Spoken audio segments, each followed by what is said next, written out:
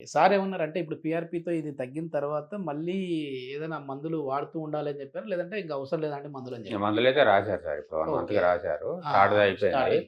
మొత్తం అన్ని సిట్టింగ్‌లు అయిపోయినాయి. ఆహాహా! అయిపోయిన తర్వాత ఇంకా మనకి మందులు రాశారు మళ్ళీ 1 ఇది గూడా మంత్‌కి. అంటే మళ్ళీ లైఫ్ లాంగ్ వాడాలన్నారా? ఆహా! 1 మంత్ అయితే రాశారు. మళ్ళీ 1 మంత్ తర్వాత రమ్మన్నారు. ఓకే. ఓకే. ఏమన్నా చిన్న చిన్న ఎక్సర్‌సైజ్ లాంటివి చెప్పారా? చెప్పారండి. 3 హ్మ్. స్టేజ్‌ల దాకా చెప్పారు. Exercise okay. చెప్పారు. ఓకే. ఓకే. ఎక్సర్‌సైజ్ చేస్తూ ఎక్కువ నుంచోవద్దు. ఎక్కువ స్ట్రెస్‌కి సంబంధించినయి ఓకే. ఓకే. ఏం పనులు చేయొద్దు అన్నారు. హ్మ్. Okay sir. అంటే ఫస్ట్ సిట్టింగ్‌కి, ఇప్పుడు లాస్ట్ సిట్టింగ్‌కి హ్మ్. ఉన్న డిఫరెన్స్ ఎట్లా ఉంది మీకు అంటే నడుస్తుంటే? ఫస్ట్ సిట్టింగ్‌లో 0.7 నుంచి 0.7 ఉందని చెప్పారు స్కానింగ్‌లో అయి చేసి. హ్మ్. తర్వాత 0.9 అయింది. ఓకే. గుజ్జు పెరిగింది. ఆ! దాని తర్వాత 1.2కొచ్చింది ఇప్పుడు.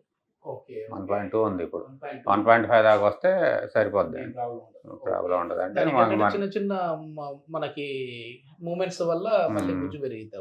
అంటే మందులతో ప్లస్ ఈ పీఆర్‌పీతో పీఆర్‌బీతో.